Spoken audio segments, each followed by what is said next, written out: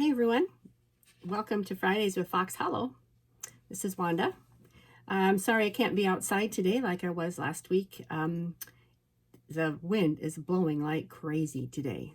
So I'm afraid if I went out on my back porch or the back deck where I was last week, I'd get blown right off the deck. So I'm inside today and enjoying some beautiful flowers I bought the other day. We did a quick trip to the grocery store for groceries and I zipped over and snagged a bouquet of flowers just to have some beautiful flowers in my house and keep supporting our floral industry, which is in crisis right now. So I encourage you to keep buying flowers if you can and keep supporting our different floral industries that are out there struggling right now. So last week I was talking about how Fox Hollow came to be. And hopefully you saw my video last week. If you didn't get a chance to see that, it's posted on our Facebook page and on our Instagram. So go ahead and check that out. Just a quick recap. Basically, back in about 2007 or so, there was a big wildland fire that burned up the highway here by our house. And on the west side of our house, we have a big swampy, meadowy area. There's about a 10-foot bank that goes down from our yard, and then there's this big meadow. And the fire was burning up the meadow, and the wildland firefighters were telling us we needed to leave, but my husband said, I'm not leaving until I see my house burning. So we all stayed and had, with the help of the wildland firefighters, the fire was going across the meadow to the west of our house, and we thought it was going to miss us. And we were so happy, and then all of a sudden the wind completely changed and the fire did a complete turn and came right at us. And it burned up right to our house, burned all of our bushes and landscaping things we had around our yard on that side. And then it also burned the entire birch forest that's on the north side of our house. It was a big, beautiful birch forest, and it burned it all. And a couple real amazing things happened that I didn't share last week. One of them was we had a flatbed parked out on the south side of our house with a bunch of building materials on it and things that we were intending to use for continued building on our house. And the fire burned up to within 2 feet of it and stopped, completely stopped. Like you could see a line right there where it stopped. So we think that God just said, that's it, far enough. You're not burning this trailer. That was pretty amazing. Anyways, we were able to save our home with the help of the wildland firefighters and our everybody from our neighbors all came and helped. And so we had a big woods that was full of burned standing wood, which we, as I mentioned last week, we used for a couple years for firewood because we heat our house with one of those outdoor wood boilers. So we had all this firewood that we used for a couple years. And then we got done. We had this big cleared field. And my husband was saying, well, we should do something with this. We have a big cleared field. So he was thinking of contacting a local farmer. We do have a number of farmers in our area, and seeing if they wanted to rent it for a hay field or something. Well, I'm a school teacher and a school counselor, and if any of you are teachers, you know that every 5 years you have to renew your teacher certificate, and you have to take classes during the time to renew your certificate. So I was having to renew my teacher certificate at the end of the summer, and I was short a little bit of classes. So the University of Alaska Fairbanks, which is just north of us, was offering a class for teachers on agriculture, talking about teaching kids where their food comes from, because a lot of kids don't live on farms anymore, or their grandparents don't have a farm, so a lot of kids don't know where their food comes from. So this class is all to help teachers incorporate agriculture teaching into their classroom. The first day, the keynote speaker was, the head of agriculture in Alaska, and she was sharing key things that were happening in the state in agriculture. And she said, if I had any property right now, I'd be putting in peonies. Well, I'd never even heard of a peony. And she went on to talk about how they had discovered that peonies bloom in Alaska when they're not blooming anywhere else in the world. And through the botanical garden at UAF, a florist had been visiting there a couple summers before then and was exclaiming about how the peonies were blooming in July.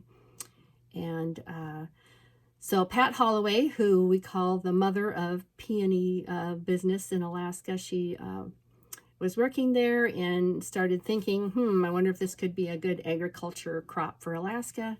Started checking into it and decided to have a couple farms in the Fairbanks area and one down in Homer put in some peonies on a mass scale, because the botanical garden just had, certain, like one of each variety kind of thing. So she had a couple farms put in peonies and to see if it could be grown as a bigger crop and if they would make it through, if more peonies would make it through our harsh winters. So I was hearing about all of this at this class, and part of the class was we went on a tour one day of farms in the area, and we happened to go to North Pole Peonies, which is owned by Ron and Margie Illingworth, and I got a tour of that. And so that day I went home and I told my husband, I know what we're putting in that field. Well, if you would meet my husband, you would know that he at that time was a retired law enforcement officer, retired chief of police, and was a teamster. So he's kind of this tough, rough, tough kind of guy. And he said the same thing I did. He said, what's a peony? And when I explained it to him, he said, we're putting flowers in that field, which he really, at the initial time, didn't want to have anything to do with it. And so a couple weeks later after that, they were having a peony meeting in Fairbanks of some of the farms who had started growing peonies. And so I was actually taking another class that weekend and couldn't go, but I had my husband go to the meeting. And he came home and said, yep, that's what we're doing. Sounds like a great plan to me. Now, I grew up in a farming family. My mom and dad had a dairy farm in Minnesota. And you can probably tell by the way I talk, I use a little bit of Minnesota inflection every now and then. But they had moved up to Alaska. They had sold their dairy farm and moved to Alaska back when I was about 2 or 3 years old. But my mom always continued to have a very large garden and greenhouse. And I always helped her with the garden. I loved working in the garden. I loved helping with the garden. And I think that's where I got my love of gardening. And so I had always had a large garden and greenhouse as well, wherever we had lived. So I wasn't new to planting things and gardening. My husband also, his parents both grew up on farms in Minnesota and Idaho. And he had lived on his grandpa's farm for a number of years when he was growing up. So we both had a family background of farming. And so we did some research and decided that we were going to put in some peonies in that field that fall, which was 2010. And we had a friend of ours who had a thing called a skid steer, which kind of has blades that goes right under the surface of the soil and can lift up all the roots. So we had him come in and do a portion of the field and get all the roots and saplings out that were still there and stumps. And we really didn't know what we were doing. At that time, there was no great conferences like we have in Alaska now to teach newbies how to grow peonies. So we just dug holes in the ground and threw the root down in. So that was how we got into peony farming. Our first year, we planted 250 roots. And next week, I will talk a little bit about what happened, how that went with our 250 first roots that we grew, and then how we expanded after that. So that's how we ended up growing peonies, was just from lots of pieces of the puzzle falling together, me going to that class and hearing about the opportunity that peonies might be a great crop for Alaska. I already loved growing things, and growing flowers sounded like a wonderful idea to me. And we thought about something for us to do in our retirement years. So that's how we first planted our peonies. So if you come back next week, I'll tell you a little bit about how our first couple years went and also how our farm got the name Fox Hollow Peonies. That's kind of a neat story as well. So have you had, I was thinking this week, if you've ever had something bad happen to you that ended up with some good things that happen. Like, I'm sure a lot of you had a boyfriend or girlfriend in high school or college, and you just were in love with them and you thought you were going to marry them for sure. And then things sort of went sideways and didn't work out.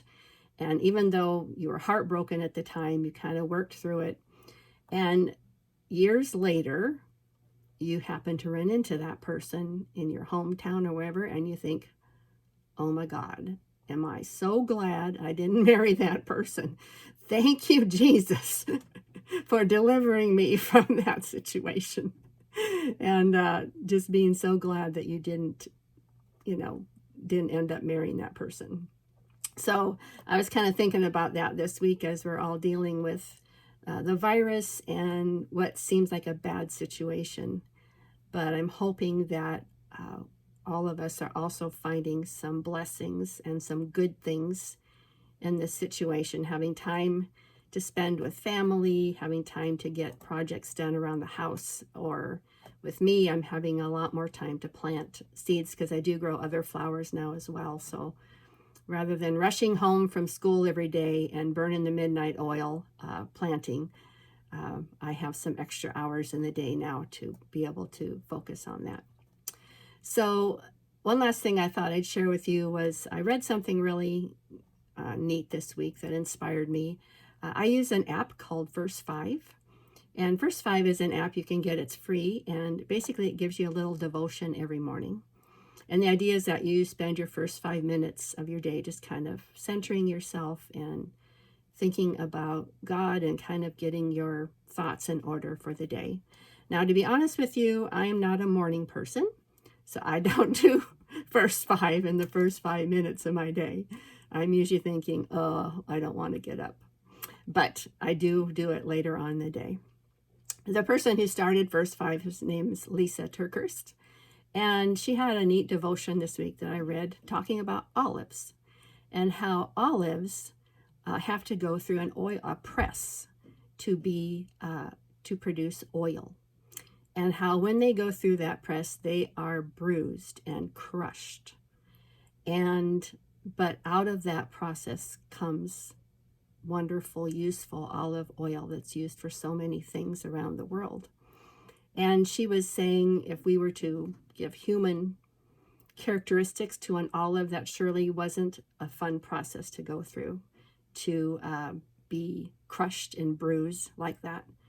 But out of it, comes the oil. That's something that's so useful. So she was saying the olive's greatest hardship becomes its greatest purpose. And so I'm kind of hoping for that for all of us during this time, that some of us are being crushed and bruised right now, some worse than others, but it is a time where the best can come out of us, and new creativity, new things that we're trying, new things we're adding to our business that we maybe didn't have time to try before. And joining everyone in praying that this will be over soon. So one thing you can do for me is you can like this video and maybe comment on it and even share it on your feed. We need to be helping all our small farms right now to be able to stay visible in social media, because a lot of small farms aren't able to be selling right now. So the more a post is liked or shared or commented on, the more Facebook promotes it in the feed. So you can really help me out if you even just say wow or comment or say that's interesting. And we'll come back next week and share a little bit about how we got our name and how our first year went. I wanted to wish you all also a very blessed Easter and hope you have a wonderful time with your family. See you next week.